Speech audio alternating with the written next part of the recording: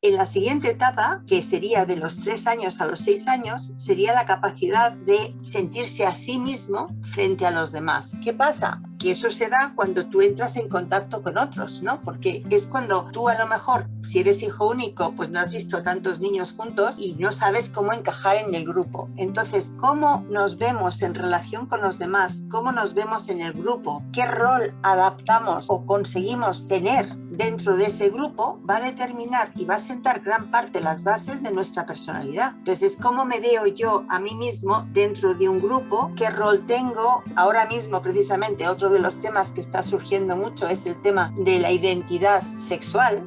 Si yo soy niño, si yo soy niña, si no soy ni niño ni niña porque no me identifico, ¿no? Pues todo esto va a marcar mucho de vuelta otra vez la sensación de vergüenza. Que vergüenza es una emoción que me ayuda también a adaptarme al grupo. Entonces, la vergüenza tiene un lado positivo y es que me ayuda a corregir mi comportamiento para adaptarme al grupo, y tiene un lado negativo y es que si yo me adapto al grupo dejo de ser yo. Entonces, en gran parte, la vergüenza es como un condicionante de cómo me tengo yo que comportar. Y entonces, bueno, pues aquí los niños aprenden cuál es mi efecto en los otros, que las cosas tienen causa-efecto, que hay niños a los que gusto y hay niños a los que no gusto, qué rol ocupo yo en el grupo, cómo voy a hacer yo para encajar. Y todavía, bueno, pues no estamos desarrollando mucho las capacidades, pero sí la relación, cómo jugamos, qué roles tomamos, qué hacemos ahí. Descubrimos también la sexualidad temprana, que dependiendo cómo nos la cuenten, nos puede condicionar bastante de cara al futuro. Y entonces ya aquí empieza a ver, como ya hemos pasado los 3 años, que es cuando ya se empieza a consolidar la memoria, empezamos a tener recuerdos. Y tenemos recuerdos de lo que me hizo Pepito, lo que me hizo fulanito, de cómo me han tratado, de cómo me han dejado tratar, con lo cual ya empezamos a ir desarrollando las bases de nuestra personalidad, de qué tengo yo que hacer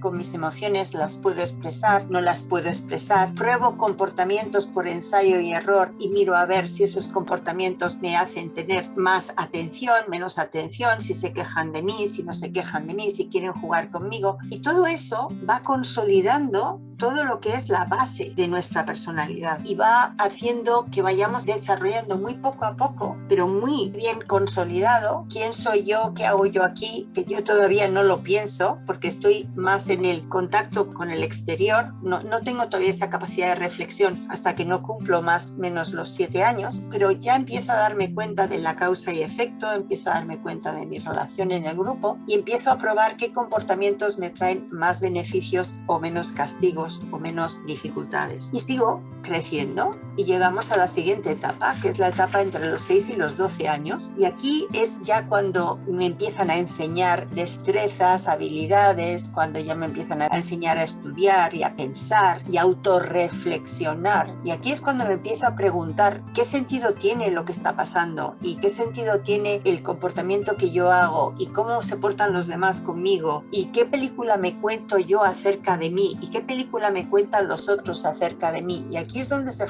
empieza a formar el guión de vida. Y el guión de vida es cómo me cuento yo, qué hago aquí, por qué estoy aquí, por qué unos hacen tales cosas, por qué otros hacen tales cosas. Y aquí ya es donde se empieza a estructurar todavía más la personalidad. Es que según el análisis transaccional hay como 3 guiones de base, ¿no? Que son pues el guión de que el niño en general piensa que tiene derecho a ser feliz, a disfrutar, a pasarlo bien, a explorar, a conocer, a moverse, a relacionarse, pero cuando se lo coartan, entonces puede empezar a tener un guión de base de no disfrute, de no es bueno que disfrutes, no es bueno que te lo pases bien, no es bueno que te relaciones abiertamente, no es bueno que... Y entonces se le va quedando ese guión de no disfrute, que luego se convertirá en alguno de los tipos de personalidad que tienen el guión de base de no disfrute. Por otro lado, también ya para esta edad, que ya empiezan a reflexionar y a pensar, pues puede ser que se den cuenta de que realmente no les quieren como necesitarían ser queridos y que no les prestan la atención, no les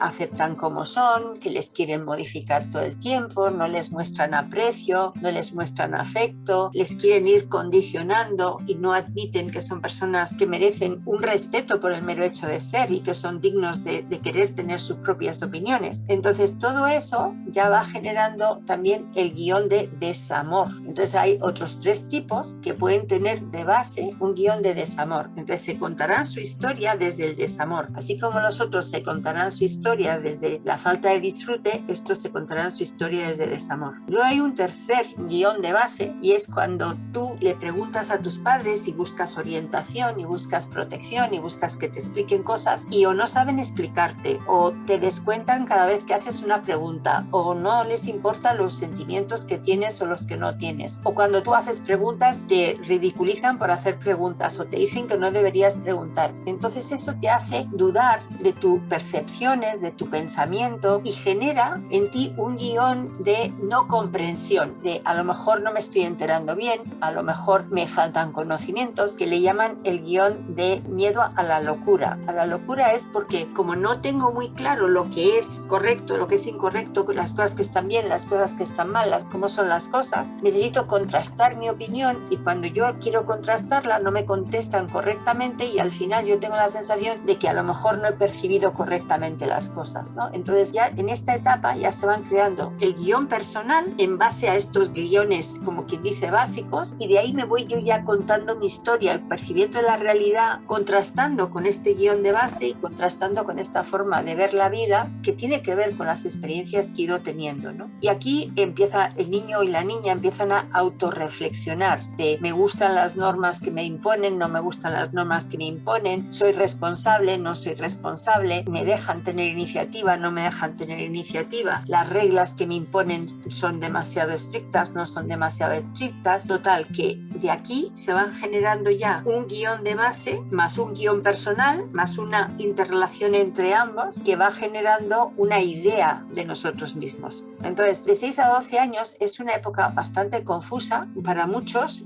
pero también depende de cuánto se han desarrollado, porque puede ser una etapa en que los niños lo pasan bastante bien porque juegan con sus amiguitos, porque no tienen mayores problemas, aunque es una etapa donde se puede dar mucho bullying en los colegios y mucha persecución de algunos niños que no son exactamente como el grupo quiere que sean. Entonces aquí empieza la idea de cómo soy yo, cómo son los otros, cómo es el mundo, cuáles son nuestros valores, cuáles son los valores de nuestros padres, me gusta lo que está pasando, no me gusta lo que está pasando.